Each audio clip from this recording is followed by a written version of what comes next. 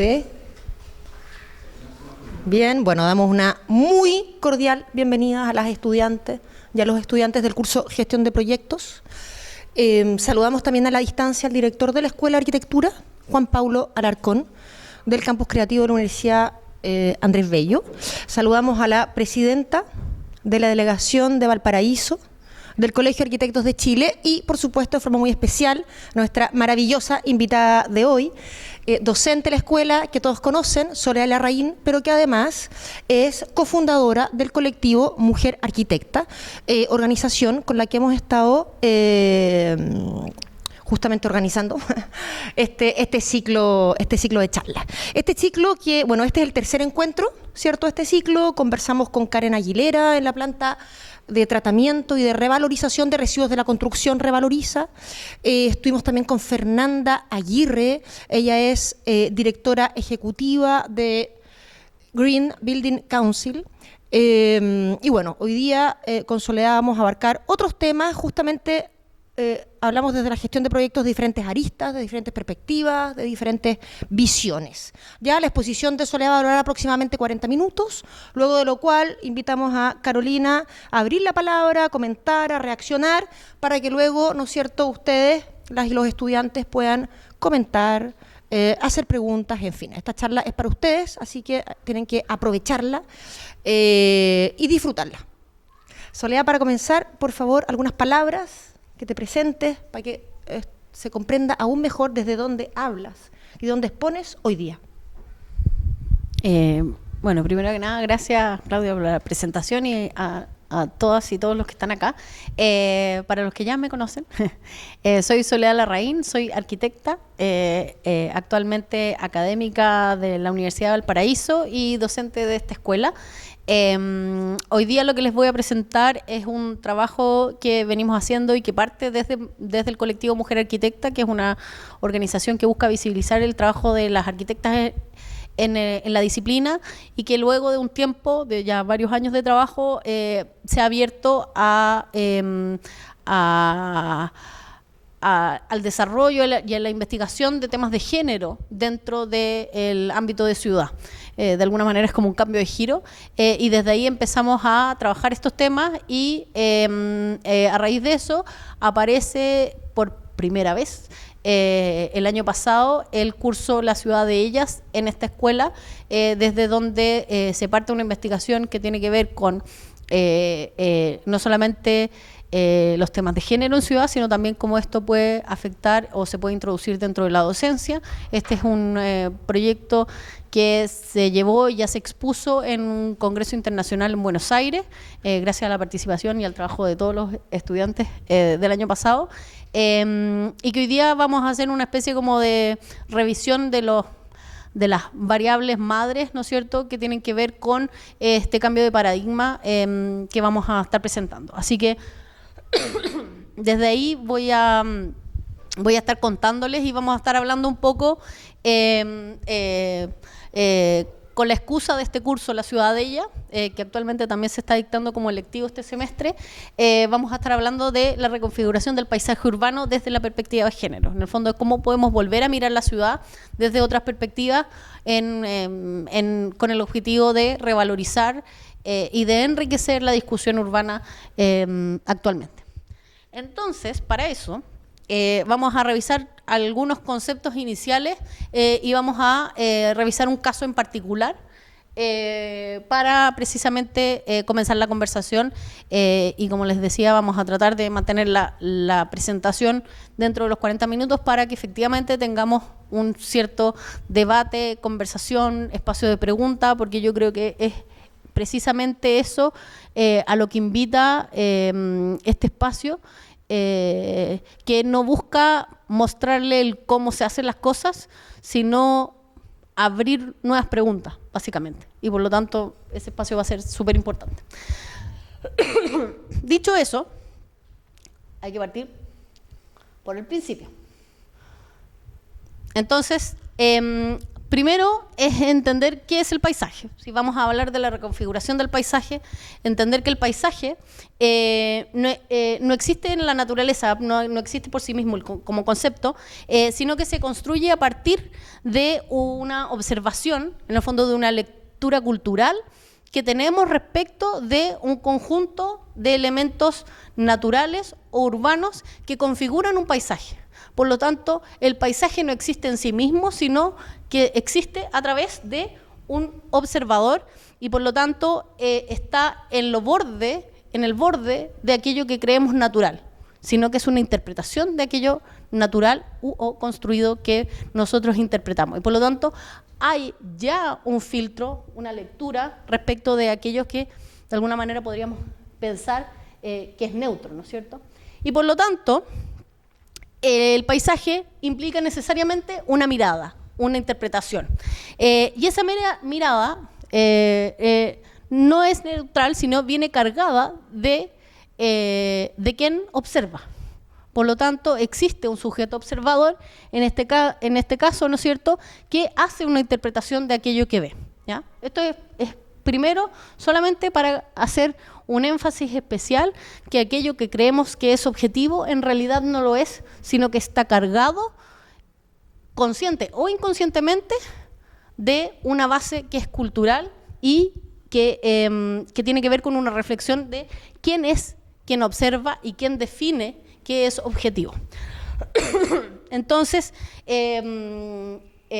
Ortega y Gasset decía, cada vida es un punto de vista sobre el universo, y empieza a hablar del conocimiento situado, que tiene que ver con la idea de que esa idea de objetividad absoluta, que ya vamos a ver más adelante, que aparece en el siglo XIX con el desarrollo de la ciencia, o previo al siglo XIX, pero en el fondo con mucha fuerza ahí,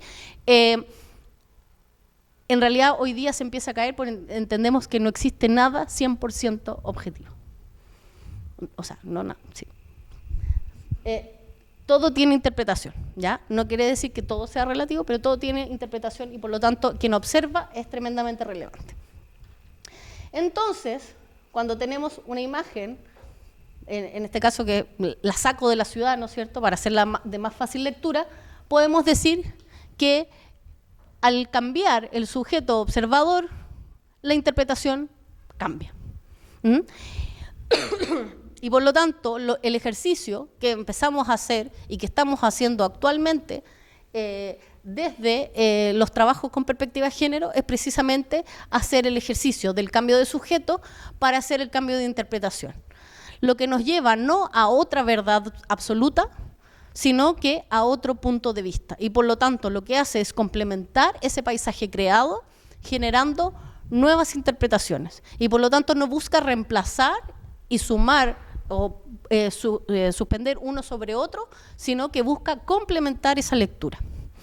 Entonces, la pregunta hoy día, entendiendo esta dinámica, es si estamos siendo capaces de plantear nuevos modelos de ciudad y procesos de transformación urbana que recojan esta nueva forma de entender y de vivir la ciudad. En el fondo, si vamos a una evaluación urbana hoy día, efectivamente lo que se recoge de las estadísticas es que las ciudades están siendo sufridas y no disfrutadas por sus habitantes. En muchos casos las ciudades, sobre todo en el contexto latinoamericano, son ciudades altamente segregadas, donde se pierde, entre comillas, mucho tiempo y la calidad de vida en general es bastante baja. Entonces, la pregunta, y ahí entra después la perspectiva de género como una manera de volver a mirar esto, es cómo podemos buscar nuevos modelos, ¿no es cierto? Las charlas anteriores también tienen que ver con eso, cómo buscar nuevos modelos de hacer ciudad y cómo podemos plantear estos procesos de transformación urbana para entender nuevas formas de construir. Y así tenemos que considerar que esta transformación no es un cambio de página, sino es una evolución, es un proceso. Y yo creo que ahí es clave en entender que aquello que vemos estático, como las ciudades de repente tendemos a tratar como de congelarlas, en realidad son escenarios en constante evolución. Y esos procesos los podemos ir leyendo y los podemos ir empujando en estos escenarios urbanos. Y para eso es esencial entender esos fenómenos que hacen evolucionar los paisajes. Y los paisajes, como ya vimos antes, ¿no es cierto?, son una lectura desde un observador que tiene una carga cultural. Y por lo tanto, a medida que ese observador cambie su carga cultural, la lectura de ese paisaje y por lo tanto la intervención sobre ese paisaje será distinta. Entonces, en vez de tratar de congelar aquello que creemos cierto, lo importante es tratar de entender cómo eso está cambiando y cómo nosotros podemos jugar un rol en ese cambio. ¿Están llamando por teléfono? Entonces, solamente a modo muy rápido, ¿no es cierto?, vamos del siglo XIX, revolución industrial, gran cambio para nosotros. Yo creo que es el punto pivote en donde la humanidad de alguna manera entra en este proceso acelerado, exponencial, que tiene que ver con la demografía, con el crecimiento, que nos llevan a puntos de inflexión hoy día como la crisis climática, crisis sociales que estamos viviendo, no solamente en Chile, sino alrededor del mundo. En la misma época, y eso es lo que les estaba comentando antes, ¿no es cierto?, aparece el urbanismo científico, esta idea, ¿no es cierto?, desde un urbanismo ascético, un urbanismo limpio, que entiende las cosas cerradas, que de alguna manera organiza piezas puras, que ve desde fuera y de nuevo se tropieza, yo creo, con esta idea de pensar de que por venir desde la ciencia a estudiar puede tener una visión completamente objetiva sin una carga preconcebida ni prejuiciosa. Sin embargo, lo que está estudiando son procesos sociales y el urbanismo científico adolece de no entender que los procesos sociales son más complejos que procesos físicos, que en el fondo que es el campo donde la ciencia se maneja de manera bastante natural y por lo tanto le da una carga de objetividad que en realidad no tiene, que después vamos a ver más adelante, es la base donde en el siglo XX el funcionalismo y en el fondo el urbanismo toma como herramienta principal la zonificación, entendiendo que la vida humana se puede separar, de acuerdo a la Carta de Atenas, en 4 actividades, que es habitar, trabajar, circular, recrearse, y por lo tanto la vida de las personas es tan simple como 4 esferas que necesitan ordenarse en zonas que están conectadas, al mismo tiempo que viene el auge del automóvil, en zonas que se pueden conectar con un automóvil. Y por lo tanto, la expansión de las ciudades que venimos viviendo desde el siglo XIX con la revolución industrial explota en esta idea de generar grandes zonas monofuncionales conectadas a través del automóvil como una nueva forma de vida. Y eso es lo que hoy día está en crisis. Esas zonas y esas conexiones hoy día son las que están haciendo agua, podríamos decir, ¿no es cierto? Y llegamos al siglo XXI que trae sus propios conflictos, trae sus propios desafíos que tienen que ver con la expansión del capitalismo como la forma predominante de intercambio en el planeta, ¿no es cierto? La ciudad global que de alguna manera podríamos decir, empieza a borrar las individualidades y de nuevo se engancha con esta idea de Le Corbusier y el hombre universal, que no viene solamente de Le Corbusier, sino ya no viene de Da Vinci. En el fondo venimos hace mucho tiempo repitiendo este concepto del hombre universal y la ciudad global de alguna manera se toma de esa idea de lo universal y lo plantea a nivel de ciudades y por lo tanto nos volvemos a engañar en pensar que todos vivimos iguales. Gran engaño. Y otro desafío, ¿no es cierto?, la Smart City, que tiene que ver con la tecnología, que es parecido a la revolución industrial, es cómo empezamos a pensar que una herramienta, la tecnología, puede transformarse en sí misma como la respuesta a un proceso que es complejo y social como son las ciudades. Por lo tanto, la Smart City, que es una opinión personal, es el engaño de pensar que todo se soluciona con una app. Es como, no se soluciona todo con una app. ¿Sirven? Sirven. ¿Se soluciona todo? No. Las Smart City tienden a sobresimplificar la tecnología como una panacea en sí misma. Y sabemos que los procesos sociales son bastante más complejos que eso. Entonces, ¿qué es lo que pasó en la pandemia? No sé, alguien por ahí tendrá alguna abuelita que le tocó la clave única, y es como haga el QR y hasta ahí llegaban todos los mayores de 60 llegaban hasta el QR.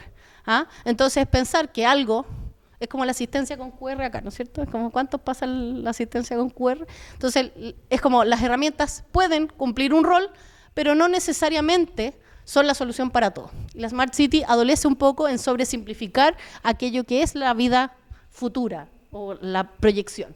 Y después tenemos, ¿no es cierto?, la gentrificación y la turistificación, que es un fenómeno que también se ha expandido en el planeta, no voy a entrar mucho en eso, pero que nos llevan a este cambio de paradigma. Estamos en un punto de inflexión donde las ciudades hoy día traen consigo una carga de desafíos y se prevén desafíos de futuro. Donde, en particular, y uno de los primeros cambios de paradigma es entender que este hábitat universal, entendido o repetido como mantra, ¿no es cierto?, sobre todo en las escuelas de arquitectura, que nos hacen entender que nosotros desde la disciplina podemos entender el fenómeno urbano de manera objetiva y que aquello que la ciudad o como la ciudad evoluciona no tiene que ver con fuerzas ni políticas, ni culturales, ni sociales, ni filosóficas, sino que simplemente pasa como una especie como de fenómeno abstracto, que no lo es. Es importante dentro de este cambio de paradigma, ¿no es cierto?, mirar de manera crítica esas dos imágenes, porque en el fondo a lo que vamos es que el urbanismo en sí como disciplina, porque es una disciplina, no es neutro, sino que en general lo que estamos viviendo hoy en día es ciudades diseñadas y planificadas desde una óptica androcentrista, donde el hombre es el centro de la ciudad, ¿no es cierto? Las ciudades ya dejaron de ser teocentristas, dejaron los dioses fuera, el hombre pasa a ser el centro, y cuando digo el hombre, nosotros, ¿no es cierto?, todos entendemos que estamos hablando de la raza humana, sin embargo, seguimos diciéndole el hombre.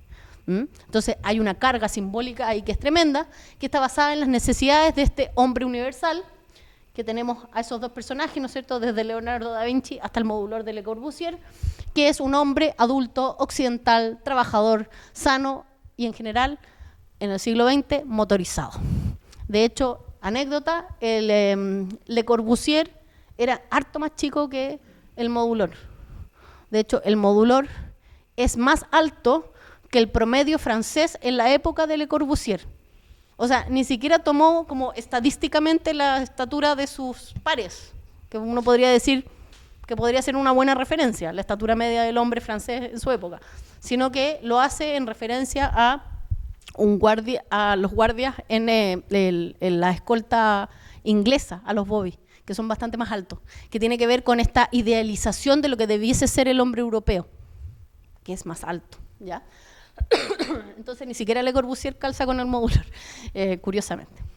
Entonces, obviamente esto genera un paradigma que es un paradigma patriarcal, en el sentido de que este derecho universal a la ciudad, y cuando hablamos de lo universal, en realidad no es universal, sino que está referido a este modelo androcentrista de hombre universal, y por lo tanto no es accesible a todos, y por lo tanto aquello que aparece como neutro, como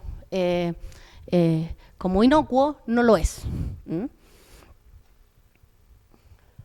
Entonces hemos creado ciudades preparadas para la vida productiva, que es la lógica, ¿no es cierto?, del capital que hablábamos al principio, y que ha estampado estos tejidos monofuncionales desconectados entre sí, y donde el medio de transporte, en este caso el automóvil, ha definido la estructura de la ciudad y del cómo funciona. Y finalmente, el cómo distribuimos nuestro tiempo y nuestras horas y nuestros espacios respecto de nuestra vida urbana. Entonces, curiosamente, la ciudad contemporánea empieza a aparecer así. ¿Esto se parece a algo por aquí? ¿Alguien reconoce algo parecido a esto? ¿Por aquí? ¿Cerca? Curauma, ¿no es cierto? Es un fenómeno que ha pasado alrededor del mundo. Nosotros, por supuesto, también somos parte de las tendencias que son globales, porque los problemas los empezamos a compartir. Entonces, curiosamente, el ámbito residencial, curiosamente se llaman ciudades dormitorio. Sin embargo, si empezamos a pensar, las ciudades dormitorio normalmente dejan a las mujeres, a los niños y a los adultos mayores en la ciudad dormitorio, por lo tanto, para ellos no son dormitorios. Son dormitorios para aquella persona que sale a trabajar y vuelve en la noche. Se les llama dormitorio, sin embargo, son el lugar de residencia y de vida cotidiana de casi la mitad de la población que vive ahí, si no más. Sin embargo, no hay nada en esos espacios. Entonces, la ciudad inmediatamente empieza a etiquetarse, porque todos reconocemos lo que significa una ciudad dormitorio, la etiquetamos como dormitorio, sin embargo, no funciona como tal, porque es dormitorio solo para cierta parte de esa población. Es residencia fija para la gran mayoría, para la otra mayoría. Y normalmente escuchamos, es que las cosas siempre han sido así. Y esa es una de las grandes falacias, ¿no es cierto?, que tenemos hoy día en el ámbito urbano, es que las cosas son así. Las cosas no son así, las cosas cambian. En general, la ciudad es una entidad que evoluciona constantemente, que va respondiendo a los problemas específicos de su tiempo y es finalmente un espacio de disputa de poder que no viene sin fricción ni conflicto. No hay ciudad que no evolucione sin fricción ni conflicto. Guste o no guste. Los cambios no son siempre balsámicos, son disputas de poder. En este caso tenemos Ámsterdam, que hoy día uno va, ¿no es cierto?, y te dice, no, pero es que Ámsterdam es Ámsterdam. Pero Ámsterdam no era en los 30, en los 70, no era lo mismo. Aquí lo que hubo fue una evolución, donde podemos ver una ciudad completamente peatonalizada, con una cultura ciclista importante, que se ve motorizada alrededor de los 70, en esta idea, ¿no es cierto?, de la ciudad, la ciudad vehicular. El vehículo entra con gran fuerza en todas las ciudades del mundo, solamente que algunas ciudades logran sacar el vehículo nuevamente. Entonces, Ámsterdam no es que siempre fue ciclista, se motorizó y después se volvió en el fondo como a peatonalizar. Pero eso tiene que ver con, ¿cómo decirlo?, con disputas, ¿ya? En Copenhague, por ejemplo, el fenómeno que gatilló todo fue el aumento de mortalidad infantil. Cuando los autos empiezan en los 70 más o menos, empiezan a irrumpir en los centros, los niños que culturalmente siempre habían ido en bicicleta o caminando al colegio, empiezan a ser atropellados y la mortalidad infantil empieza a subir y ese es el punto de inflexión para que la sociedad se movilice y hay protestas, se toman las calles, algo que ya todos conocemos aquí, ¿no es cierto? Y solo eso hace que las autoridades y la sociedad en su conjunto logre cambiar el paradigma y cambiar de lo que vemos en los 70 al 2017. Por lo tanto, cuando les digan es que siempre ha sido así, no se lo crean. ¿Por qué? Porque la ciudad tiene distintas ópticas y tiene distintas narrativas. Y esa concepción de lo científico, ¿no es cierto?, que veíamos antes, de esta posibilidad de leer la ciudad como un todo objetivo, donde hay una verdad única, en realidad no es así. Y la irrupción de las ciencias sociales dentro del urbanismo empiezan a incorporar, no solamente la irrupción del feminismo, sino las ciencias sociales empiezan a incorporar esas distintas visiones que nos abren la ciudad a un mundo de experiencias que no son compartidas necesariamente. Y por lo tanto, la interpretación que podemos tener de un espacio puede ser muy diferente entre un grupo y otro grupo. Por lo tanto, este urbanismo, ¿no es cierto?, como ya lo dije, que es una disciplina que se nos enseña como si fuese un método científico absoluto y objetivo, en realidad no es tal. Y es importante entender cuando uno trabaja en una disciplina que tiene y está cargada de sesgos, ser consciente de los sesgos que estamos aplicando, analizando o incorporando. No quiere decir que el urbanismo tenga que sacarse los sesgos, al revés, hay que revelarlos, hay que declararlos, hay que ponerlos al frente. Y con eso podemos discutir. Antes, difícil. Hasta ahora estábamos, ¿no es cierto?, un poquito a ciegas. ¿Y por qué? Porque hoy día estamos en una crisis con desastres ambientales, con cambios sociales, con disputas de poder. Ahora viene todo lo inteligencia artificial, que eso es otro tema, ¿no es cierto? Estamos en realidad en un punto de inflexión. Ya desde hace más de 70 años la igualdad de género es un derecho humano. Sin embargo, todavía, de acuerdo a los estudios, de acuerdo a la ONU, nos quedan 100 años. Si seguimos a este paso de cambio, nos quedan 100 años para realmente llegar a la igualdad de género. Por lo tanto, cuando a mí me dicen así como, ya, pero ¿para qué te ponís tan pesada? Es como, es que hay que avanzar más rápido. Si ya llevamos 70 años, yo no voy a esperar 70 más. No se puede. O 100, menos.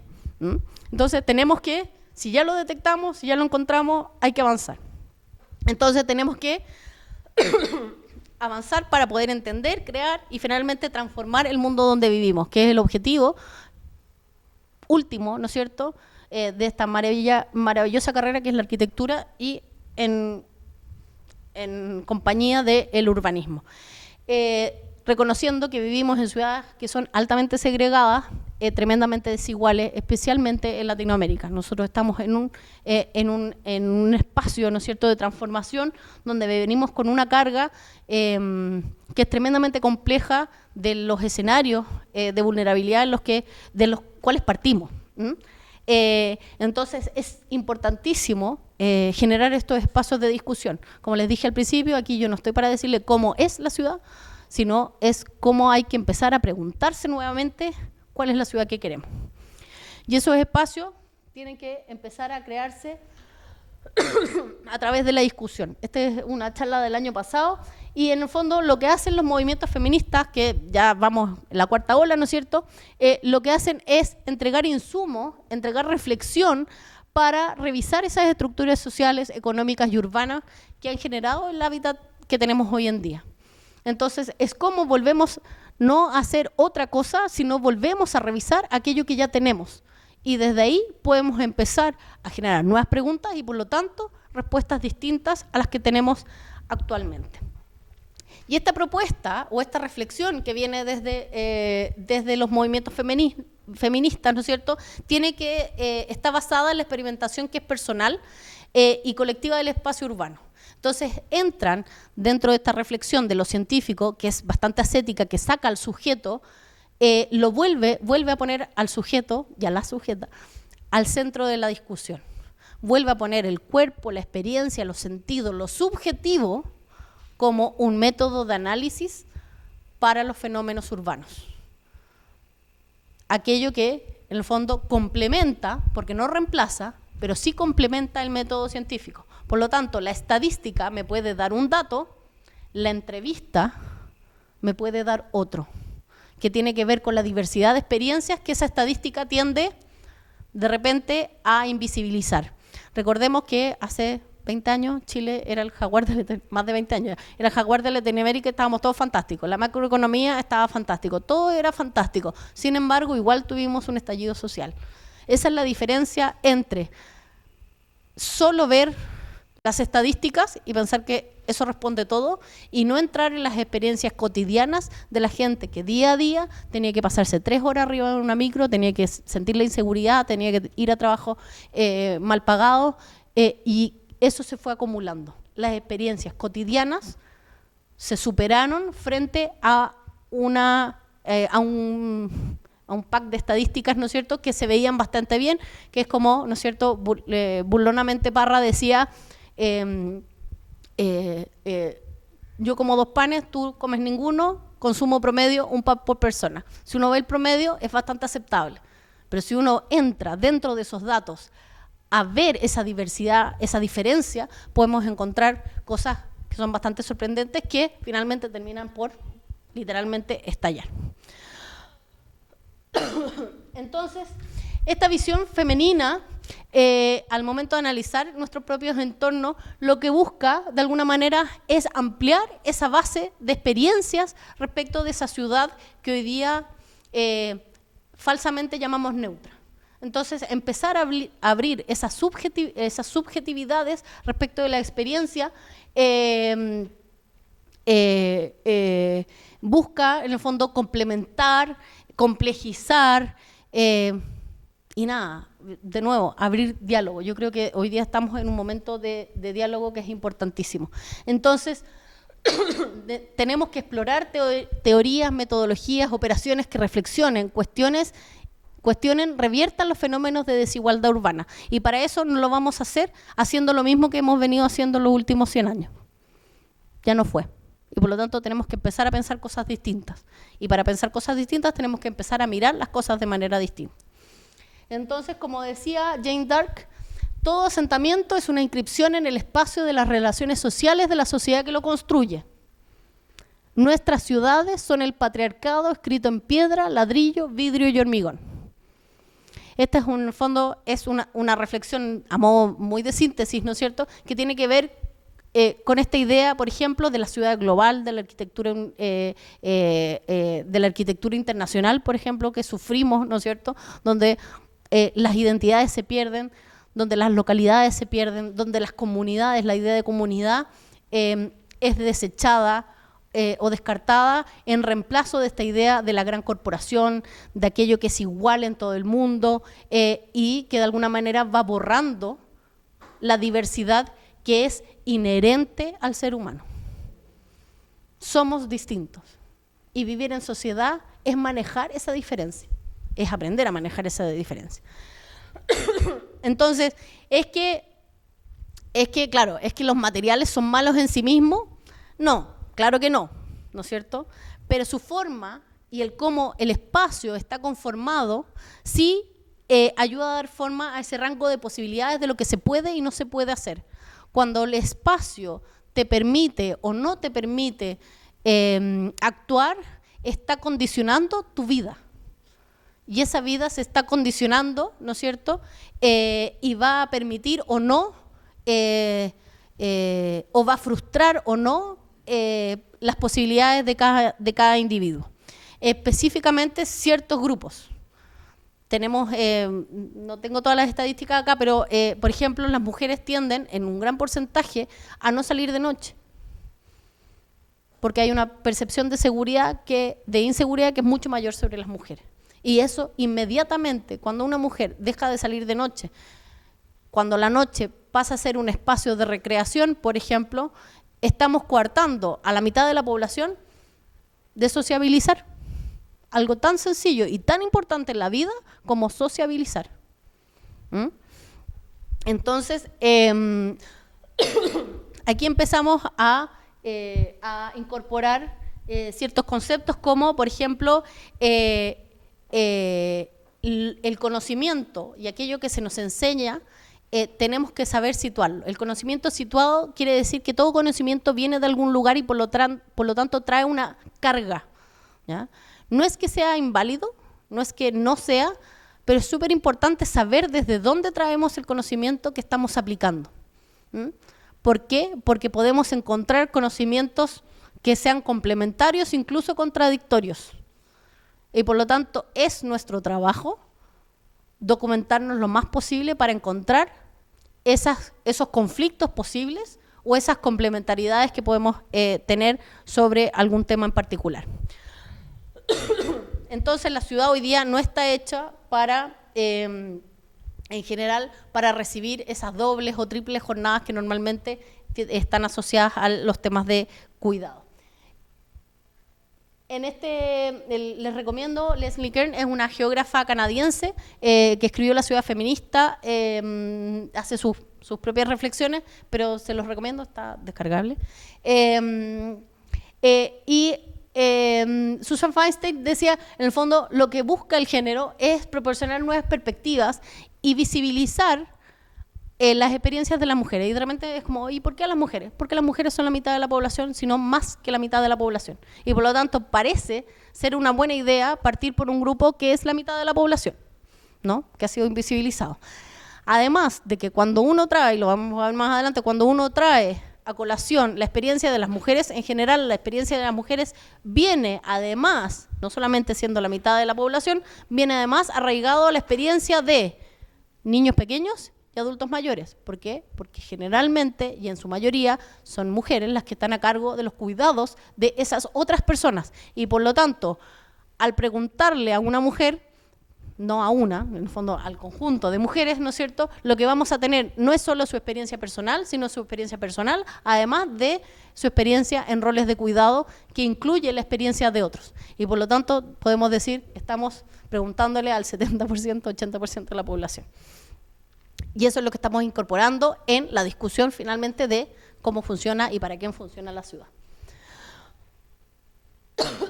Entonces, ¿cuáles son los impactos que ha tenido esta diferencia, ¿no es cierto? Es como que parece a veces, se me hace ver como si fuese inocua.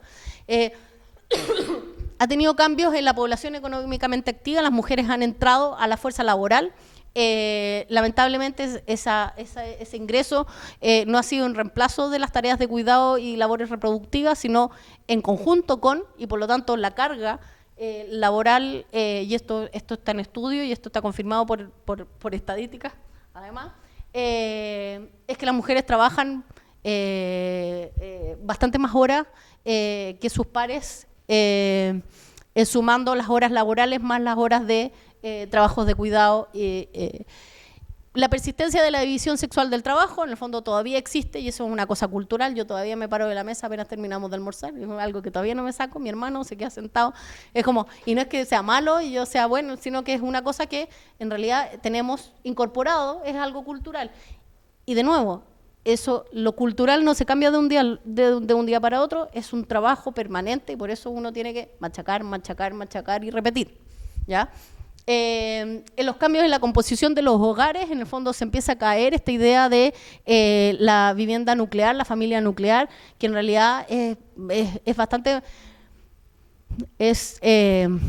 ficticia, ¿ah? Que es mamá, papá, hijo, hija, que son la casa de 4. Sin embargo, todas las respuestas inmobiliarias en general tienden a responder a esa idea de familia, dejando fuera la diversidad de familias. Mucha gente es criado por sus abuelos, tíos y formas o agrupaciones familiares distintas a esa conformación que de nuevo se asume como universal y que no es tal. Lamentablemente la violencia hacia las mujeres y la inseguridad en la ciudad define el cómo la ciudad se usa y a quién se le permite disfrutar de la ciudad, porque la ciudad no solamente tiene que funcionar, la ciudad debiese tener como objetivo ser disfrutada, porque es el escenario de nuestras vidas.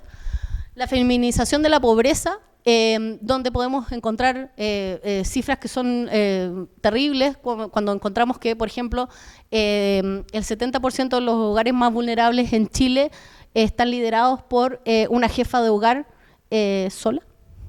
O sea, en el fondo, cuando vamos a la vulnerabilidad en Chile, en general, está liderada por una mujer, no exclusivamente, pero en su mayoría, y por lo tanto, la pobreza, no solamente en Chile, sino alrededor del mundo, tiende a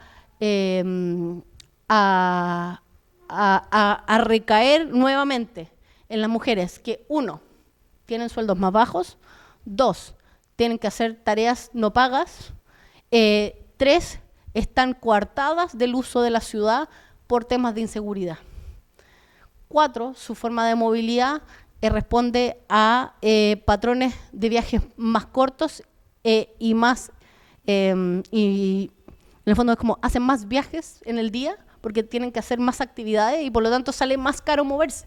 Por eso las mujeres caminan mucho más en las ciudades. En Chile las mujeres son las que más caminan, ¿ah? Y tiene que ver con eso, con que en realidad si el pasaje no es integrado, me sale demasiado caro ir a buscar, ir a dejar, ir al doctor, volver a la pega, ir a dejar, volver a la feria y hacer todo esa red de movilidad, cuando en realidad hoy día lo que se promueve es la movilidad de A a B, de la casa al trabajo, del trabajo a la casa. Y esa movilidad en general está asociada a patrones de movilidad de hombre.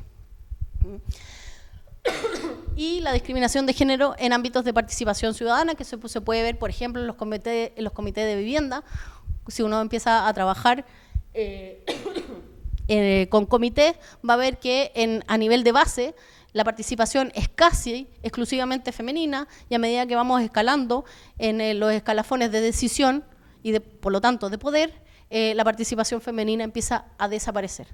En el fondo tienes directivas, directoras, que hacen todo el trabajo de base, que en el fondo a eso sumémosle el trabajo que tienen, los trabajos de cuidado y además los trabajos comunitarios que hacen, que en el fondo arman como organización, pero que a medida que van subiendo de escalafones empiezan a desaparecer y son reemplazadas por operadores, en el fondo, no quiero decir operadores políticos, pero sí, también. lamentablemente. Entonces, me encanta esta frase de Zaida Muchi. Ella es arquitecta, urbanista argentina, trabaja en España, ha trabajado en aplicación de la perspectiva de género en proyectos urbanos en Barcelona. Y ella dice: la valoración y visibilización de la experiencia de las mujeres en el uso de la ciudad nos permitiría generar, desde las necesidades, dificultades y capacidades diferentes, nuevas incógnitas, que es lo que les estaba diciendo al principio, ¿no es cierto?, en las ecuaciones a resolver, que son los proyectos urbanos y arquitectónicos. Por lo tanto, si las preguntas que nos hacemos son diferentes, las respuestas lo serán. Entonces, lo que estamos haciendo aquí es no dar necesariamente una respuesta, sino poner temas que nos hagan hacer nuevas preguntas. Y esas nuevas preguntas van a venir, en el fondo ustedes están en un curso de gestión, ¿no es cierto?, van a venir no solamente desde la perspectiva de género, sino desde todos los temas y todas las aristas que están confluyendo en este ciclo de charla. Entonces, ella misma, que me gusta, ella propone esta idea, ¿no es cierto?, desde la ciudad, de estos tejidos monofuncionales y la zonificación que hablábamos antes, ¿no es cierto?, que viene de esta idea que la ciudad funciona en las 4 esferas, que viene de la Carta de Atenas, que todavía seguimos machacando y seguimos pintando con colores, ¿no es cierto?, en los planos, que uno trabaja aquí, uno vive acá, uno circula por acá, y uno se recrea el fin de semana. Ella plantea esta idea de la ciudad promiscua, que se basa en la ciudad de la experiencia. La promiscuidad viene de esta idea de mezclar usos.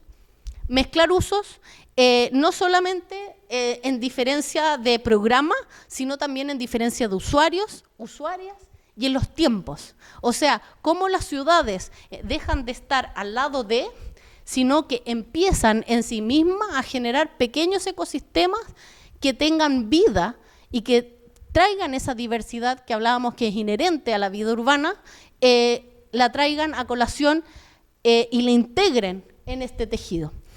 Y esta ciudad promiscua, en el fondo, en esta mixtura, hoy día, el año pasado hicimos una charla, vino Juan Sabaj y contaba lo difícil que hacer es edificios mixtos en Chile. Y uno dice, como hoy todos hablamos de la mixtura de uso, sin embargo, nuestra normativa todavía hace difícil mezclar uso. ¿Por qué? Porque todavía estamos bajo la lógica de la separación de uso, que ya sabemos no funciona, o al menos está siendo bastante cuestionado. Y esto permite, ¿no es cierto?, como diría Jane Jacobs, una danza urbana constante, que debiese ser el alma de la ciudad. Una ciudad viva, una ciudad vibrante, debiese tener esta danza urbana. Y esta danza urbana se va a dar solo en cuanto estos usos, este ascetismo que hablábamos del urbanismo científico, se chasconee, básicamente. Se vuelva promiscuo, se junte, se mezcle, se borren un poco los límites de qué son esos usos, quiénes son esos usuarios. En el fondo nos alejamos de la universalidad y empezamos a entrar en algo que sí, es más complejo, es más diverso, es menos claro, pero quizás es más rico y quizás es más accesible para todos, que es súper importante, que hoy día, ¿no es cierto?, es parte de los conflictos que tenemos en Chile, particularmente también. Entonces, la perspectiva de género aplicada al urbanismo, ¿no es cierto?, trae esta idea de la ciudad de la experiencia y por eso, en el fondo, pone o releva la idea de la corporalidad. Si vemos, ¿no es cierto?, cuando leemos papers, cuando leemos investigaciones sobre género, siempre llegamos al cuerpo. Y el cuerpo, de alguna manera, es ese primer territorio que trae la subjetividad de vuelta a la conversación. Entonces, teníamos esa objetividad absoluta, que está tomada como una verdad, ¿no es cierto?, y traemos a colación esta experiencia, esta subjetividad que cambia a través de nuestras corporalidades, que no solamente son de mujer, sino que empiezan a traer esas diversidades. De hecho, hasta el principio del siglo XX se hablaba de la mujer, en contraposición del hombre universal, se hablaba de la mujer, y en el fondo es como alrededor de los 30 ya se cambia y se empieza a hablar de las mujeres. En el fondo, desde los mismos planteamientos teóricos se empieza a hablar de las mujeres entendiendo que no hay un reemplazo del hombre universal, sino que hay un planteamiento que esencialmente es diverso. En el fondo, cuando se hable de las mujeres, se habla necesariamente en diversidad de edad, en diversidad de situación, de origen, y por lo tanto, en el fondo, es una de las primeras, podríamos decir, como grandes variables que se traen a colación, que esas experiencias tampoco son únicas y no son reemplazables. No es cambiar el hombre universal por una mujer universal. La mujer universal no existe, como el hombre universal tampoco. Entonces, ¿cómo podemos incorporar o qué puede aportar el género en las políticas públicas, por ejemplo? Una forma de mirar y de pensar estos procesos, una metodología de trabajo que busca, ¿no es cierto?, un principio de equidad, que en el fondo puede ser ampliado. Todavía seguimos pensando en un código binario. El código binario está completamente desechado. Ya la ONU reconoce más de 30 géneros a nivel mundial y nosotros seguimos hablando de hombre y mujer, que es súper loco, pero en el fondo es como históricamente han habido más géneros y se están empezando a reconocer, y yo creo que lo que hacia dónde vamos es precisamente a que se vaya abriendo esto. Y bueno, una de las grandes deudas es establecer esta relación de los gobiernos locales y la incorporación de las mujeres en los procesos. En el fondo, un poco, como diría Lefebvre con el derecho a la ciudad, no es solamente que se haga la ciudad para ciertos usuarios, sino que también esos usuarios, esos grupos, puedan hacer ciudad. No es solo usar la ciudad, no es solamente que yo tengo derecho a usar la ciudad, yo tengo derecho a hacer la ciudad. De ahí la incorporación en los procesos de participación y democratización son claves. Y ahí vamos a ver que la diversidad y la participación son dos de las variables más importantes que se trae a colación desde la perspectiva de género y desde el urbanismo feminista en particular. Y el género en las políticas urbanas en particular, ¿no es cierto?, nos busca dar una visión que es más integral a los problemas que incluyen la vivienda, equipamiento y transporte. Como hablábamos antes, normalmente las mujeres, por los roles de género, ¿no es cierto?, se quedan en las casas y por lo tanto esas ciudades dormitorios, esos espacios entendidos como, o mal entendidos como dormitorios, en realidad son zonas esenciales de vida, donde se resuelve la vida que soporta la vida productiva. Porque nadie va a trabajar si no tiene comida. Nadie va a trabajar si no tiene la ropa limpia. Nadie va a trabajar si alguien no le da una limonada cuando está enfermo. Por lo tanto, ese trabajo que soporta la vida productiva, seamos hombres o mujeres, ¿no es cierto?, se da en los espacios de vivienda y en los barrios. Y por eso los equipamientos y el transporte son claves porque permiten resolver aquel soporte de la vida productiva, que no es exclusivo. Entonces la ciudad deja de ser solo un escenario de productividad y empieza a ser un soporte de una vida que es más, estamos en la hora, ya, que empieza a ser un poco más abierta.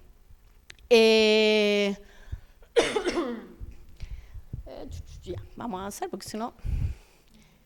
Entonces, ¿por qué es importante fijarnos en los espacios urbanos, ¿no es cierto? Es porque podemos empezar a leer cómo esto simboliza el poder y la autoridad masculina. Cuando empezamos a ver cómo se diseña un espacio de encuentro, una plaza pública, una avenida, un paseo, tenemos que empezar a mirarlo con ojos críticos y ver cuáles son los símbolos, cuáles son las proporciones, cuáles son aquellas ideas, fuerzas que motivan esos espacios. Recordemos que la ciudad por mucho tiempo ha tendido, y es como la historia de la arquitectura, ¿no es cierto? Seguimos estudiando monumentos y no nos paramos a pensar en la vivienda. La vivienda es, por excelencia, el tema número 1 de la arquitectura. Es el primer reducto de la arquitectura, es el primer reducto que en el fondo que genera ciudad, ¿no es cierto? Primero vivimos y después hacemos el resto. Sin embargo, las ciudades tienden a caracterizarse por la simbolización de poder. Recordemos anteriormente, habíamos dicho, son el símbolo de la sociedad que las crea finalmente.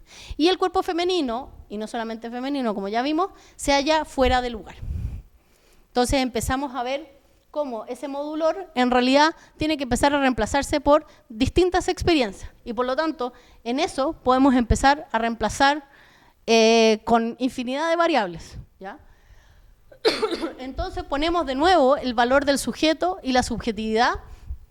Y tenemos datos, por ejemplo, que son bastante como increíbles que para el 2004 en España solo el 1% de la propiedad del suelo era de mujeres.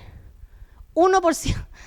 Entonces, como uno dice, pero es que ¿por qué las mujeres no deciden? Porque no tienen. El poder tiene propiedad y esa propiedad hay que disputarla.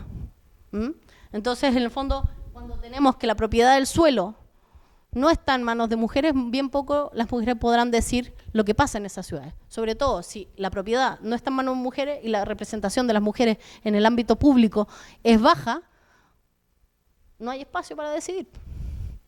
¿Por qué? Porque la ciudad es principalmente privada, ¿no es cierto? Y el otro espacio se defiende en la esfera pública. Y cuando tenemos baja participación en ambas, la verdad es que no hay mucho que decir. Por eso hay que disputar en ambos espacios. Me voy a adelantar un poco. Como les decía, ¿no es cierto? Lo importante de incorporar a las mujeres tiene que ver con que se incorpora una experiencia que no es solamente individual, no es solamente de la persona como individuo, sino además en sus distintos roles que han sido asignados culturalmente. Y una de las cosas que me parece clave, y con esto con la próxima voy a cerrar, es que si teníamos la Carta de Atenas a un lado donde en el fondo se machacó que la vida urbana era habitar, circular, trabajar y recrearse, por el otro lado, ¿no es cierto?, en los 2000, Martha Nussbaum, que es filósofa estadounidense, empieza a abrir esa vida urbana y empieza a decir, la vida urbana en realidad es mucho más que eso. Y por lo tanto tenemos que pensar que la ciudad no debe responder a esas 4 esferas, sino que tiene que complejizarse y dar espacio para que las personas tengan y se preocupen de su salud personal, puedan jugar, logren hacer afiliación, tengan espacio para otras especies y por lo tanto el a qué responde o el qué debe acoger una ciudad se empieza a ampliar. Y por último, y para cerrar aquí, la vida actualmente centrada en esa esfera productiva, ¿no es cierto?, y que ha cargado desde la Revolución Industrial hasta ahora, ha cargado las decisiones urbanas, hoy día se empieza a abrir y se empieza a visibilizar, a poner en discusión que la vida en realidad tiene además una esfera que es reproductiva, que tiene que ver con sostener la vida, pero también tiene una esfera que es personal, como individuo, y además debe sostener una esfera que es política, que es colectiva. Entonces, en la reproductiva tenemos una esfera que es colectiva de un círculo más cercano, en el fondo que es de mi pequeña comunidad, y la esfera política que es de mi gran comunidad. Es donde nosotros en el fondo empezamos. Y solo articulando esas distintas esferas que pueden aparecer más, y por eso estamos en discusión, en proceso de discusión y reflexión, solo articulando todas esas esferas es cuando podemos decir que una ciudad efectivamente es escenario de vida. Si no, solo está dando espacio a una esfera productiva que obviamente es insuficiente y es completamente limitada a lo que la ciudad debiese tener por objetivo. Lo voy a dejar hasta aquí, para no alargarme, lo voy a dejar con una imagen de lo que... Ahí tenemos una bonita imagen de ciudad. Siempre que hay niños encuentro que es como nadie se siente más seguro que cuando hay niños en un lugar. ¿Ah? Es como uno ve niño o una abuelita y es como, ahí uno puede estar, ¿no es cierto? Es como, bueno, hay algo ahí. Así. Mucho.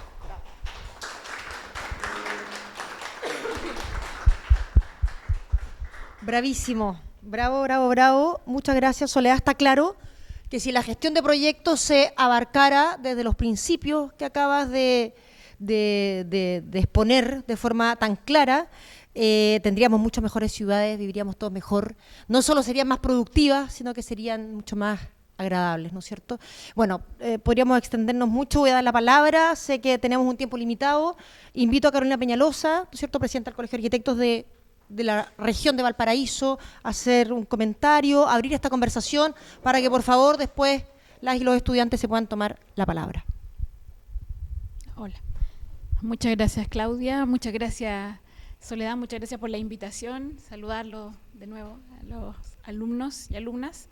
Y primero que nada, para abrir un poquito la conversación, primero que nada felicitar que el ciclo de charlas y que esta charla en particular también haya incorporado, o que se incorpore en realidad dentro de la malla, ¿cierto?, o del ámbito académico, la perspectiva de género, porque como bien dice Soledad, es un tema que no solamente hay que tomarlo en algún momento de la vida estudiantil y posterior, sino que hay que machacar, como tú dices.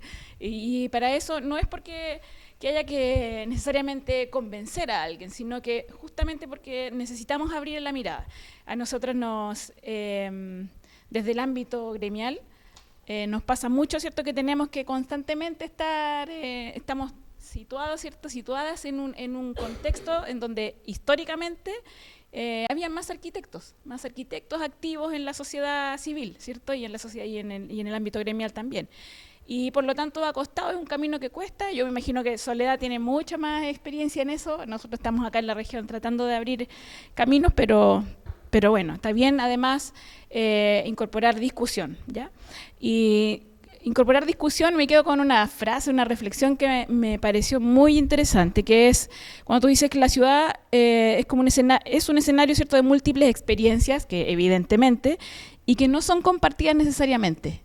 Y eso es muy interesante porque en realidad siempre tratamos de como enfocarnos desde la planificación o del estudio de la ciudad, enfocarnos siempre en los consensos, y es verdad, tenemos que producir consensos, pero en realidad esos consensos hay que mirar primero toda la diversidad, ¿no? Todas las experiencias que no necesariamente son compartidas. Y ahí entonces la perspectiva de género o el enfoque, las miradas, experiencias distintas, de género hablo, no solamente de mujer, son muy necesarias para incorporar. Así que yo felicito esta instancia y de todas maneras quisiera hacerte una pequeña pregunta y abrir entonces la palabra a los alumnos y alumnas para que conversemos. Tú mencionaste también, Sole,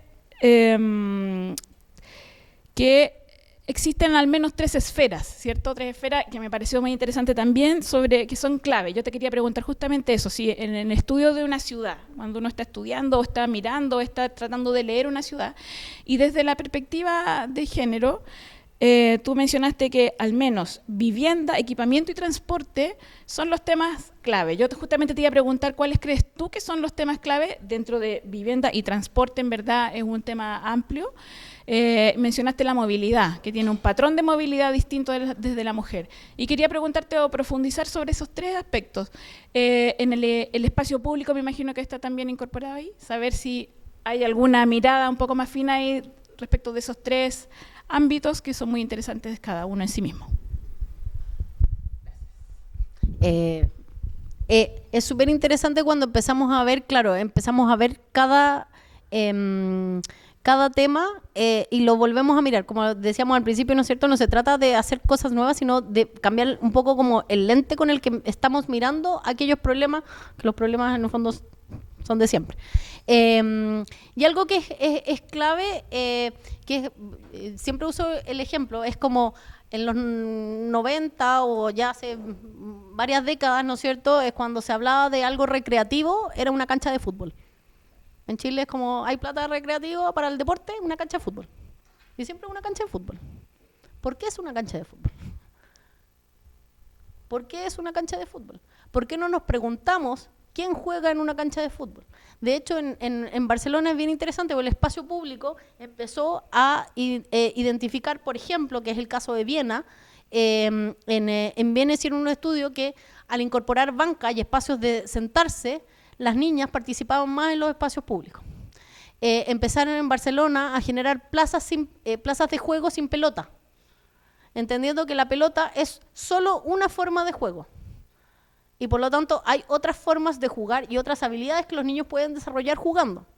Y eso empieza a abrir el que asumimos como recreación. O sea, las mujeres tienen acceso a la recreación, no me acuerdo el porcentaje exacto, pero es bastante menor que los hombres. Y esa idea de la cancha de fútbol, que es machacada y que, bueno, hay muchos recursos gastados en canchas de fútbol a nivel del país. Hoy día, ¿qué es lo que está pasando en las canchas de fútbol de barrio? En Concepción, de donde soy yo, se están agarrando a balazos. O sea, en el fondo es como ni siquiera se han transformado o se han ido deteriorando y no han logrado hacer esa articulación comunitaria que en algún minuto se decía, que era como en el fondo que si se juntan a jugar fútbol, se junta la familia. Bueno, eso también se ha ido deteriorando.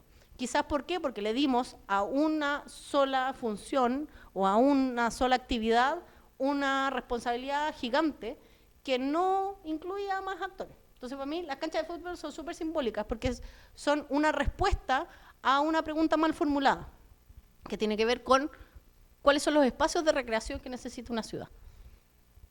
Seguramente no preguntaron, o si preguntaron, ¿a quién le pasaron el micrófono? ¿Ah? Que ese también es un tema. En el Centro de Investigación de Vulnerabilidades de Valparaíso, recién ganó el premio de aporte urbano la Plaza Sica, que está en Puertas Negras, que después del incendio, bueno, y una de las peleas fue precisamente cancha o no cancha. Y ahí salieron las dirigentes de base a pelear, porque, como dijiste al principio, esto no es sin conflictos, chiquillos. La ciudad, en la buena onda, el urbanismo, y otra no, y la gente pasea feliz. No, la gente pasea feliz, sí, a veces, pero la ciudad es esencialmente un conflicto porque es una disputa de poderes, es una disputa de espacio. Y por lo tanto no siempre es paz y amor. Y no hay que tenerle miedo a eso, hay que hacerle frente y hay que declararlo y por lo tanto hay que buscar, ok, tenemos un conflicto, ¿cómo lo resolvemos? Solo así lo vamos a resolver. Si hacemos como que no hay conflicto, no hay mucho futuro. Entonces, precisamente se logró y lo que se hizo fue una articulación de cancha, pero la cancha se achica, no se toma el espacio completo y se hace un espacio para los niños más chicos. ¿Por qué? Porque claro, uno dice cancha, no, ahí están todos los niños. No todos los niños. Algunos niños, los adolescentes, porque los adolescentes sacan a los más chicos. Entonces, los chicos tampoco juegan al fútbol. Entonces, al final termina siendo un grupo súper específico. Y lograron una negociación que permitió zona de juegos independiente de la zona de pelota y una zona para los adultos mayores. Y eso fue una negociación, fue un acuerdo. Fue un trabajo, fue un proceso. Hoy día tenemos a nuestra Premio Nacional de Urbanismo, Joan McDonald. Joan McDonald viene machacándose demasiado tiempo, que el acento está en el proceso, no solo en el resultado. Y por lo tanto, el urbanismo, la arquitectura, no son procesos cerrados finitos, no se terminan. No solamente importa el resultado, sino el cómo llegué al resultado. Hoy día, más que nunca, tenemos que abrir esos procesos y darle importancia. Porque solamente ahí vamos a validar los resultados. Puedes tener un proyecto increíble, muy bonito, pero si no es apropiado, si no le preguntaste a nadie, la verdad es que va a ser aguas igual. Gracias, Soledad.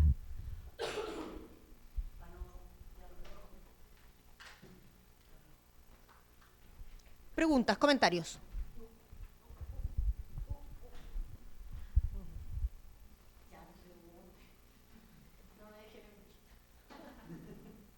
Aprovechen. Bien.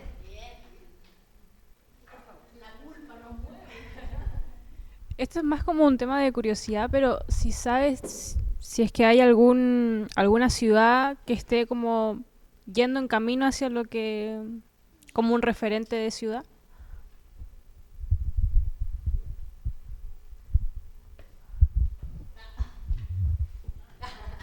Y vamos para allá, pero se me fue el tiempo. Los invito a revisar el caso de Viena, que viene en el 91, abre una exposición que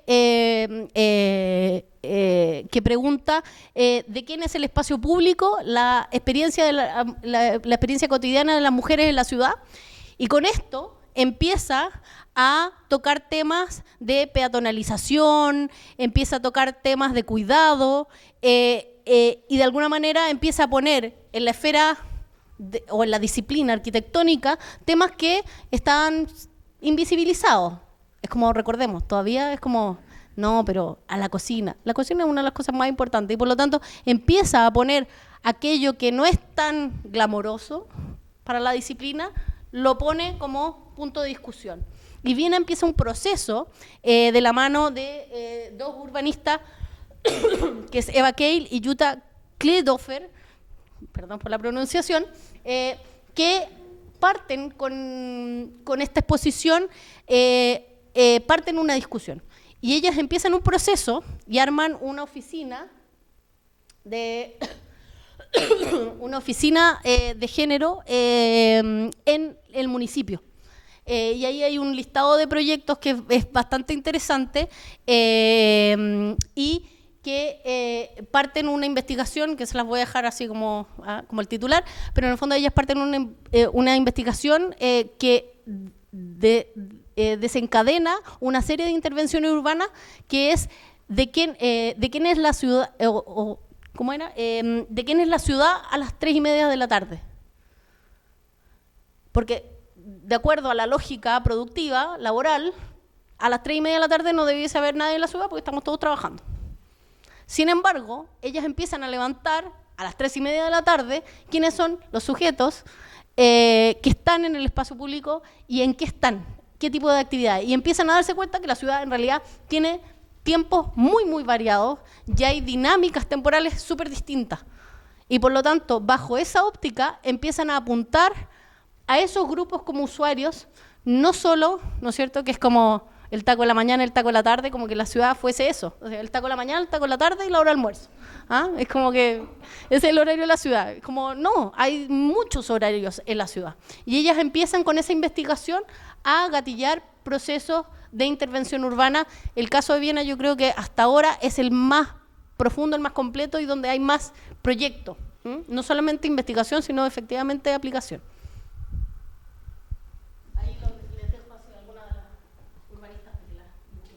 Súper. Otra pregunta, comentario. Sebastián, por favor.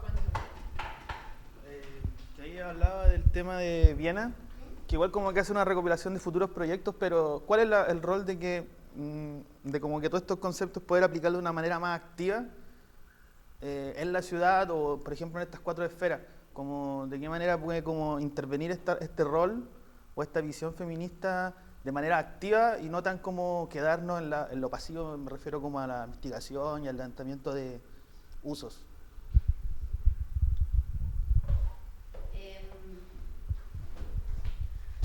Hay muchas iniciativas, pero yo creo que lo más activo es tomarse el espacio público. Formas de relevar lo cotidiano.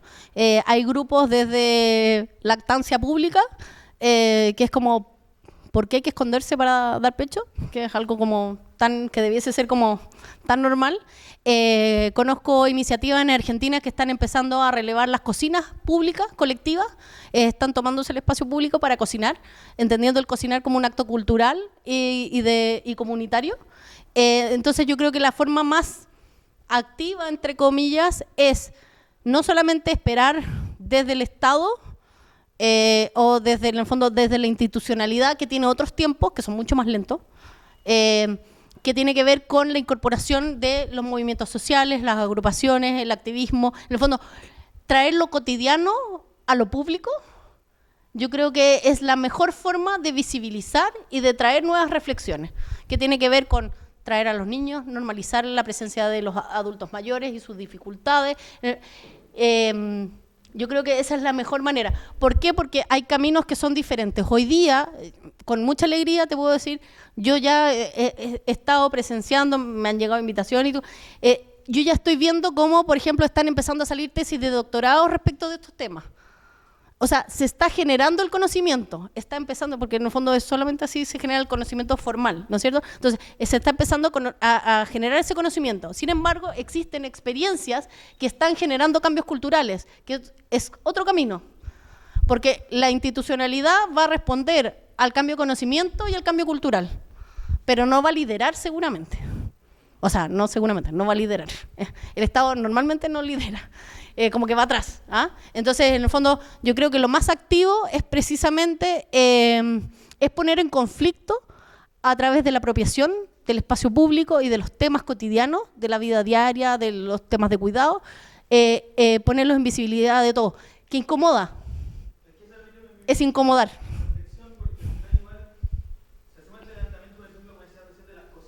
salen igual son como actividades que están catalogadas como que son de uso femenino. Y privado, además. Pero si lo hacemos con un ámbito educativo, o sea, pensando en ámbito educativo como desde los niños, como la imagen como terminamos, es como que rompemos, o sea, nos quedamos muy en el límite en que podemos, como el riesgo de funa, como diciendo de alguna manera, de hacer estas intervenciones en la ciudad, porque, por ejemplo, puede ser interpretativo como es el sujeto del paisaje, si es un acto que estoy sacando como a la luz el feminismo o estoy haciendo algo machista, ¿cachai? Entonces, como que al final, ¿qué nivel de intervención y cómo tiene que ser? Y como en el ámbito de la educación, porque al final es solamente educación de la sociedad, po.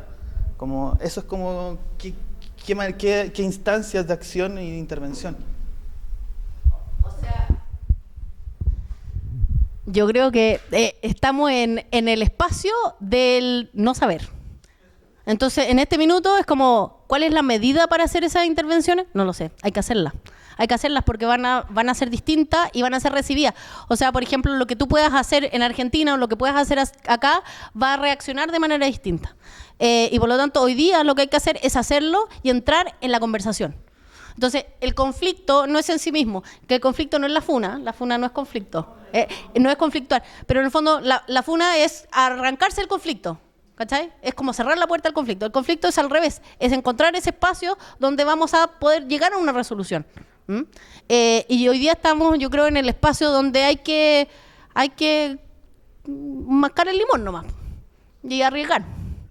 Yo creo que no hay es como un manual de buenas conductas o de buenas maneras en este minuto. Y nada, es invitarlos a eso, a apropiarse y a equivocarse. No hay conocimiento sin error. Gracias. Agregaría que justamente el filósofo, ¿no es cierto?, George Simmel plantea que el conflicto es esencial en la construcción de lazos y porque además obliga a encontrar una solución. Por lo tanto, bueno, creo que escapamos bastante, ¿no es cierto?, nuestra sociedad al conflicto, lo que es un grave error. Javier, está levantando la mano. Por favor, acérquese al micrófono. Felipe, ¿se lo pasas? Hola. Entendiendo que uno se desenvuelve sensorialmente en la ciudad a través del cuerpo, de forma corporal, ¿de qué manera pueden existir ciertas instancias que se puede potenciar, por ejemplo, la celebración del cuerpo desde esta arista feminista y también de las nuevas como géneros que estamos atendiendo socialmente y que nos involucran finalmente a todos?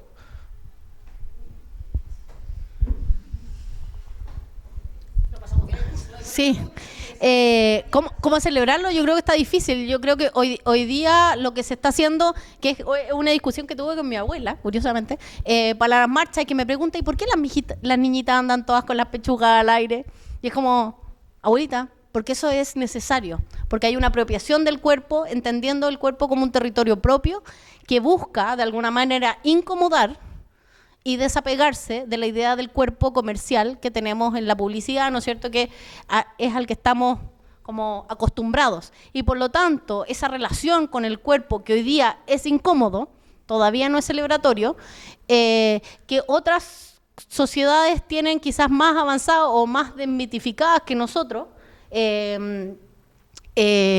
necesariamente tiene que ponerse hoy día de nuevo como en conflicto. Entonces, el cuerpo aparece como una reivindicación. Y por eso en las marchas, en el fondo, la intervención del cuerpo, los cuerpos pintados, ¿no es cierto? Y es como uno dice así como que hay harto trabajo respecto del cuerpo, aparece como un espacio de reivindicación, de reapropiar aquello que ha sido transformado en objeto y que tiene su propia valoración o sistema de valores, ¿no es cierto? Que se aleja completamente de la experiencia personal. Uno después de ser mamá y dar pecho, uno dice, ¿la pecho? Y tanto que le damos con la cuestión. ¿En qué minuto se dijo que la mujer no podía? O sea, no sé, yo tengo harta experiencia en playas nudistas y encuentro que es lo más natural del planeta y que son tabúes que tenemos que sacarnos y que de nuevo son temas culturales que toman tiempo. pero que van a tender, yo creo, precisamente a recuperar aquello que se nos quitó. Es como, no, eso es bueno, no, eso es malo. ¿Quién dijo que era bueno? ¿Quién dijo? Estamos precisamente en la reconfiguración de esas certezas que, de nuevo, venían desde antes, ¿no es cierto? Es que las cosas siempre han sido así, como, ¿han sido así siempre? Y para eso es esencial documentarse, estudiar, para poder decir que no. ¿Ya? No se trata, no es voluntarismo esto tampoco. Pero entender esos procesos, yo creo que la celebración del cuerpo, creo que en las manifestaciones se ve un poco eso, que tiene un aire celebratorio de los cuerpos pintados, que busca, ¿no es cierto?, normalizar la corporalidad femenina en este caso, en contraposición con esta objetivización que ha sufrido por medio del mercado, ¿no es cierto?, como un bien de intercambio.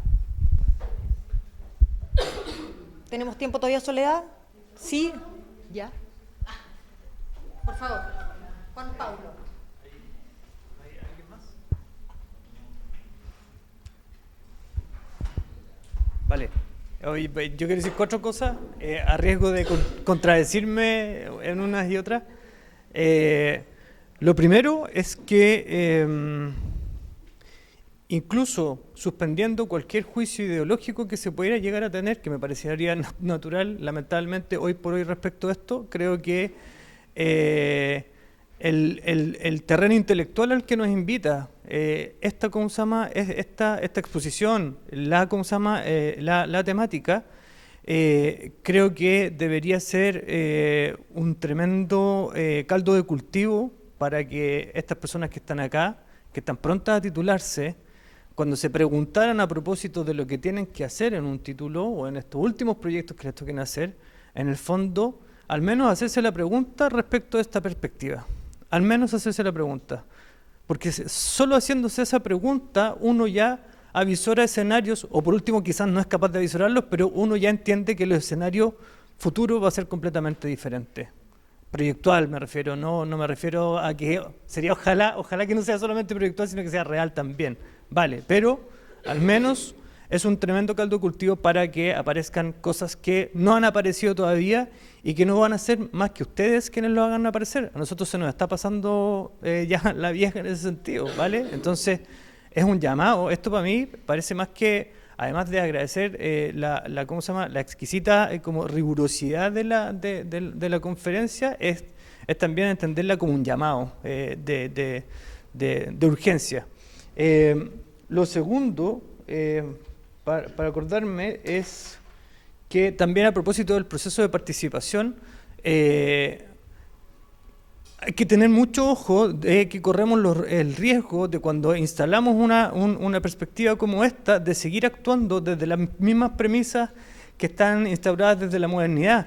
Hay muchos autores que siguen diciendo que no hemos pasado al posmodernismo, esto es hipermodernismo y que seguimos incluso estas cosas haciéndolas desde una lógica mercantil y capitalista y que no nos damos cuenta. Entonces, en ese sentido, ser doblemente cuestionadores y cuestionadoras en torno a lo que estamos haciendo.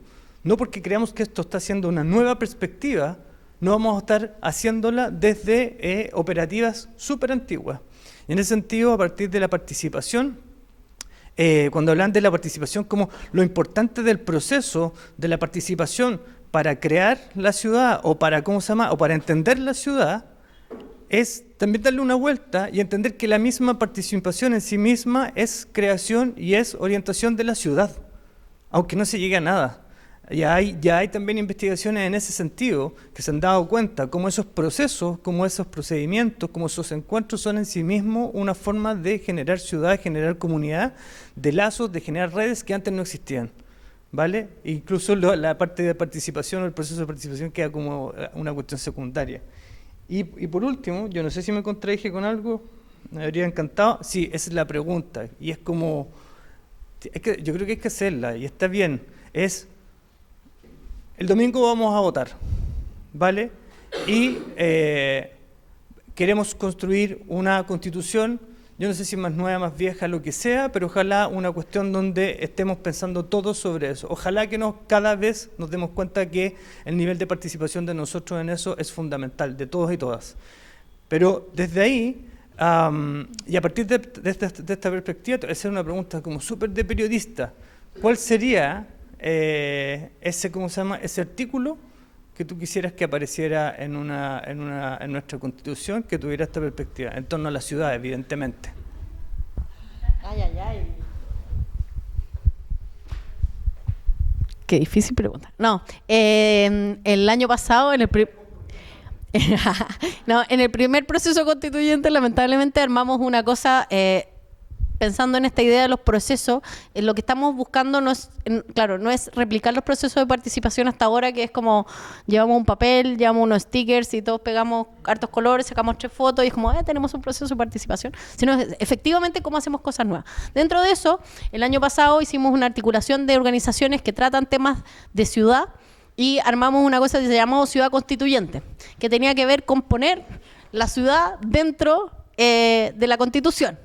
Y si me preguntan a mí, claro, es como de ese trabajo donde hay una propuesta efectiva que entregamos al órgano que fue rechazado, yo al menos esperaría la idea de diversidad. Yo creo, o sea, si hay algo que yo creo que va a ser clave para la resolución proyectual a futuro, va a tener que ver con 2 conceptos que creo que son importantes. La diversidad, entendida como, ¿no es cierto?, como veíamos antes, de las experiencias respecto de la ciudad, y la interseccionalidad, que creo que es clave. Hoy día, en el fondo, ya se habla de feminismo interseccional como en la 4ª ola, que tiene que ver con entender de que ya no se trata solamente de un tema de género, sino que es un tema de género, de origen, de clase, de etnia. En el fondo, que hay muchas variables de privilegio y de opresión que se intercruzan, y por lo tanto no se trata de que los de acá son buenos, los de acá son malos y lo que de aquí es blanco y negro, sino de ser conscientes cuáles son nuestras esferas de privilegio y nuestras esferas de opresión, y por lo tanto entender que las luchas, entre comillas, y esas diversidades van a tener caminos y van a tener luchas, reiterativo, pero que son distintas y que son válidas. Y es entender que mi camino como mujer, pero soy una mujer privilegiada en otros aspectos. Y por lo tanto tengo que reconocer, de hecho la interseccionalidad es un concepto que trae Kimberly Crenshaw, que es una activista afrodescendiente norteamericana, porque ella en el fondo en su lucha feminista y por el otro lado con su comunidad afroamericana, ella dice: yo estoy discriminada 2 veces. Por lo tanto, no es lo mismo. Entonces, entender esa diversidad no desde esta cosa así como media Benetton, sino desde esta cosa cruzada de privilegio y opresión. Eso yo creo que debería ir en la Constitución. Bravísimo. Voten por mí. Pero voten, infórmense y voten. A mí no me importa por quién voten, lo importante es que se manifiesten. Y recuerden que votar es solo una acción de la democracia. Vimos que había una esfera política, y la esfera política no es solamente votar el domingo. ¿Alguien quiere agregar algo? Tengo 2 preguntas. y dependiendo de las respuestas puedo tener más preguntas. La primera tiene que ver con, a través del análisis de lo que ha sucedido, por ejemplo, en la primera y segunda ola del feminismo, y de que ha tardado tanto como ciertas repercusiones o que no lograron avanzar mucho en los 70 años que se mencionó en alguna oportunidad. ¿Qué podemos como aprender de eso? ¿Qué factores en realidad determinaron que se demorara o que no tuviera una repercusión como práctica importante para no cometerlos de aquí para adelante? Esa es una pregunta. Y no sé si prefieres o les di las 2 nomás, las 2 al tiro. La segunda es que yo desconozco, no he participado como de discusiones urbanas o de ciudades en torno al feminismo, así que hablo como de la ignorancia, pero sí en otros aspectos, por ejemplo, siempre hay como para grupos más radicales feministas, como hay unas esferas que son intocables para la discusión. Entonces, quiero extrapolar eso como a las discusiones que nos competen a nosotros como la profesión, cómo uno como hombre puede empezar también a conversar de estas cosas sin correr el riesgo de haber una marginación o quizá algo por el estilo, no sé. Yo creo que una de las cosas clave y lo que más me gusta de esta última ola y de esta idea del feminismo interseccional es precisamente que tú como hombre eres parte del género. O sea, en el fondo a ti también se te adoctrinó. ¿Ah? Tú tienes roles y por lo tanto tu trabajo es cuestionar esos roles. Los roles de hombres y roles de mujeres. Y de nuevo, de todos los géneros que ya vimos, ¿no es cierto?, la ONU reconoce, que son bastantes. Y por lo tanto, yo creo que ese miedo... y una de las invitaciones que debiese ser es precisamente a que no hay exploraciones erróneas. Yo creo que las experiencias deben validarse desde la perspectiva individual. Eso no quiere decir que se generalicen. El error es pensar que tu experiencia es general. Y cuando tú reconoces que tu experiencia es personal y por lo tanto das cabida a que aparezcan otras experiencias, yo creo que ahí solo hay espacio para complementar en el fondo. O sea, en el fondo ahí hay espacio de discusión real. Y por lo tanto, generando esos espacios yo creo que es cancha. Ahora, claro, es como hay más grupos, siempre hay grupos así como absolutos y es como, bueno, hay que discutir con esos grupos y hay que encontrar, y tú tendrás que tener tus propios argumentos y por eso estudiar es tan importante. Y la primera era sobre cómo aprendemos de... y yo creo que cómo aprendemos, hay que machacar y por eso yo soy súper insistente con los temas, o sea... no se cambia, en el fondo, si esperamos que hayan cambios como naturales, vamos a seguir esperando. Y por lo tanto, ahora es el momento que tenemos que irrumpir, no solo las mujeres, porque en el fondo como podemos tener mujeres machistas también, como existen, hartas. Bueno, porque el machismo de alguna manera es una construcción social que no afecta solo a un género, ¿ya? Entonces, en el fondo, lo que hay que es incorporar estas perspectivas, siendo hombres o mujeres, dentro de las esferas de decisión, las esferas proyectuales, las esferas de participación. En el fondo hay que entrar. ¿Por qué? Porque si esperamos a ser propietarias para, en el fondo, tomar el capital para hacer esos cambios, esa vuelta va a ser muy larga. Y por lo tanto se puede irrumpir desde la participación más formal, que tiene que ver con puestos de poder, o el llevar los temas y armar organizaciones. Hoy día el tema de los movimientos sociales, los temas de los colectivos está ebulliendo, y llevar estas prácticas, pero en el fondo es como lograr formalizarlas, sacar aprendizaje, lograr ir cultivando eso, y no solamente que sean destellos de voluntad, sino que logren ir construyendo. Yo creo que a medida que esos aprendizajes se vayan compartiendo, una de las cosas más lindas que me ha tocado es empezar dentro de esta línea de investigación, que no me ha tocado en otras líneas de investigación, es el nivel de colaboración que tengo. O sea, es como, tú veis una colega que está trabajando en tema de género y es como, te mando mi biblioteca, ¡fa! Como al tiro, te mando todos mis papers, todo, pero así, todo. Y uno genuinamente se alegra de estar compartiendo, porque se entiende que es una empresa que es colectiva. En el fondo es como, no lo vamos a cambiar con una tesis, se va a cambiar con muchas tesis. Y por lo tanto pasa un poco lo mismo. Yo creo que la acción tiene que ver con entender y despojarse del ego, que el ego viene muy asociado a lo androcéntrico, ¿ah? Es como el hombre es el centro del mundo, ¿no? Es despojarse del ego y entender que solo avanzamos de manera colectiva, que no es fácil, porque lo colectivo no es solo con los míos, es con todos. Y ahí está lo difícil. ¿Ah? Bien, último espacio antes de cerrar, ya que tenemos que cumplir aquí con algunos límites. ¿Sí? No, bien, entonces solamente algunos pequeños comentarios. Efectivamente concuerdo con lo que planteó Juan Pablo. Esta charla, esperemos que a partir de esta conversación, de estas reflexiones, por lo menos cuestionen de alguna manera los proyectos que están haciendo ahora, ¿no es cierto?, este año en taller, y sobre todo lo que vayan a desarrollar más en profundidad en el proyecto de título, ya en los próximos semestres.